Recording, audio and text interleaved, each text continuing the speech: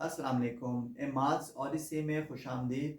मैं हूँ इमाद कासिर और आज हम एक शेरी इंतखाब समर हयात का को रिव्यू करेंगे। हाल ही में ये इंतखाब शाया हुआ है और सूबा खैबर पख्तूनख्वा से ताल्लुक़ रखने वाले मारूफ शायर जनाब सईद अहमद अख्तर मरहूम की जो उनकी ज़िंदगी में 12-13 किताबें उनकी शाया हुई, उनमें से ये इंतखाब मुरतब किया गया है। और 1976 से लेकर 2013 जब सैयद अहमद अख्तर साहब का इंतकाल हुआ, इस अरसे के दौरान उनकी शेरी किताबें छपती रहीं। दियार शब, सतह आब, चांदनी के साए, ख्वाब गीने, ले गई पवन उड़ा, पूजा के फूल, वर्षांजलि, सॉन्ग्स फ्रॉम द डेजर्ट, ये उनका अंग्रेज़ी का मजमुआ था।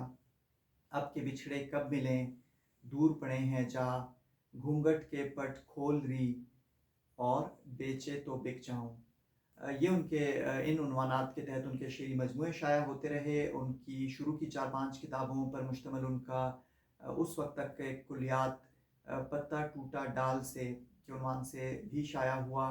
और अब चूँकि उनकी किताबें एक तो आउट ऑफ प्रिंट थीं और तमाम लोगों के पास पहुँच भी नहीं सकी थीं, तो हाल ही में उनके फ़र्जंद जनाब खावर अहमद जो कि ख़ुद एक मारूफ शायर हैं, उन्होंने ये एक ख़ूबसूरत इंतखाब मुरतब किया है। और शेर देखिएगा कि ये इतनी ऊंची फसीलें, ये ऐसे खुश्क चमन, निशानियाँ हैं मेरे शहर के उजड़ने की, चकोर खुश है कि बच्चों को आ गया उड़ना, उदास भी है कि रुत आ गई बिछड़ने की।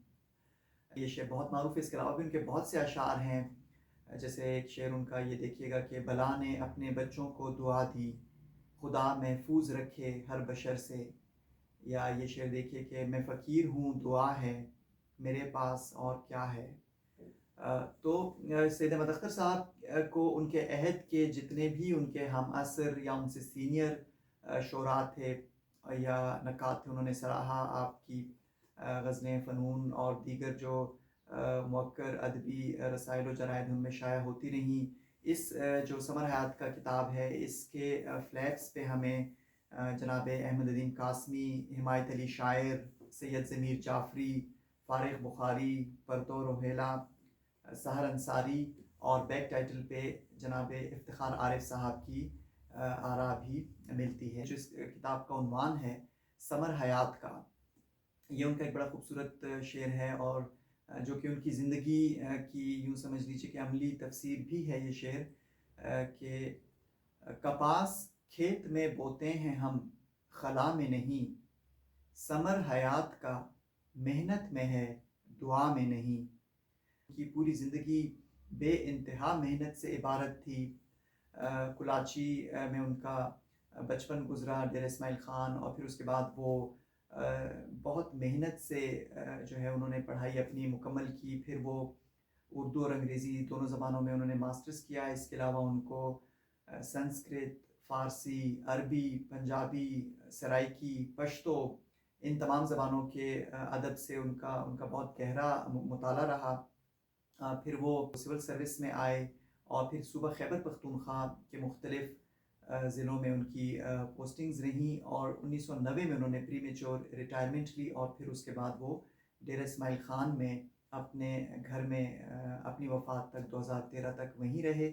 और इस सारे अरसे में वो उन्होंने अपने घर में एक ट्रेनिंग एकेडमी बना रखी थी, जिसमें वो तलबा व तलिबात को मुफ्त फ्री ऑफ कॉस्ट जो है वो पढ़ाते रहे अपनी वफ़ात तक। इस किताब की एक ख़ास बात यह है कि इसमें खावर अहमद साहब ने जहाँ उनकी जो किताबों के मैंने नाम शुरू में बताए आपको, उन तमाम किताबों में से उनका एक बहुत शानदार इंतखाब मुरतब किया, जिसमें उन्होंने इस बात का ख़ुसूसी ख़्याल रखा कि उनकी ग़ज़लें और उनकी नज़में, फिर उनकी अंग्रेज़ी की जो शायरी थी उसका भी इसमें कुछ हिस्सा है। सराइकी में उन्होंने कुछ चीज़ें कहीं, वो भी इसमें शामिल हैं।